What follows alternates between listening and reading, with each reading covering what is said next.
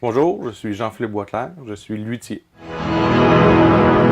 Actuellement, je travaille sur le projet de British Show, qui est une production nouvelle pour la saison. C'est fait par la maison de production. Quand ils sont venus me chercher, ils savaient l'expérience que j'avais dans ce domaine-là. Ça s'est fait un peu à l'envers. C'est que dans le production graphique, l'infographie, sur le poster, il y avait l'hectare avec le drapeau britannique, puis ils se sont dit que ce serait bien de l'intégrer à la mise en scène. Plus la mise en scène se mettait en place, plus ce besoin-là s'est révélé.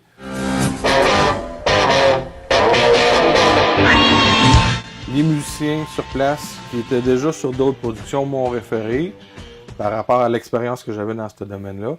Puis ça a été dans un délai court, parce que c'est toujours ça, les spectacles et les productions.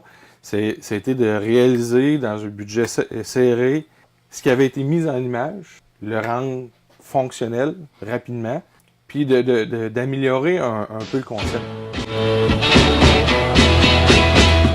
C'est la guitare que je suis en train de travailler pour le British Show.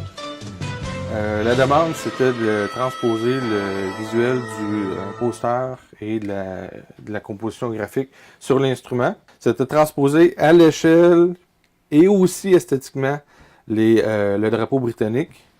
L'instrument, lui, a été réassemblé avec des pièces un peu plus de qualité.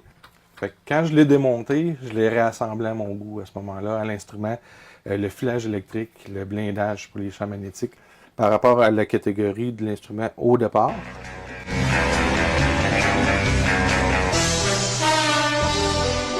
Le plaisir, ça a été de transposer ça sur la tête, personnaliser les couverts. Ensuite, c'était de remettre l'instrument en santé, le nivelage des frettes, le polissage, changer la valeur des potentiomètres pour correspondre un peu plus avec la saveur originale du micro. Ensuite, le montage, puis s'organiser pour qu'il survive à une tournée. Et le plaisir là-dedans, c'est les connaissances empiriques. On devient des collectionneurs de catalogues, des collectionneurs de livres sur les guitares. C'est ça qui est passionnant dans ce domaine-là, parce qu'à ce moment-là, c'est la partie émotive. Chaque période dans l'histoire a amené des modifications dans la société, puis ça se transpose dans les matériaux. Dans le passé, cet instrument-là, il a été connu aussi pour le modèle Sheraton par le groupe Oasis, puis à l'origine, c'était la Rickenbacker de Peter Townshend des Who. Fait que l'esthétique avec le drapeau britannique a été repris aussi dans l'histoire. C'est un instrument qui vient compléter l'arsenal des musiciens qui font le house band à ce moment-là. Puis c'est Pascal Dufour qui va conduire la machine. Le musicien me fait des demandes pour les calibres, des choses comme ça, mais ça me laisse quand même la place. Est-ce que ça fonctionne par rapport à cette physique-là? Je pense que c'est pour ces petits détails-là qu'on vient me chercher pour des projets de ce genre-là.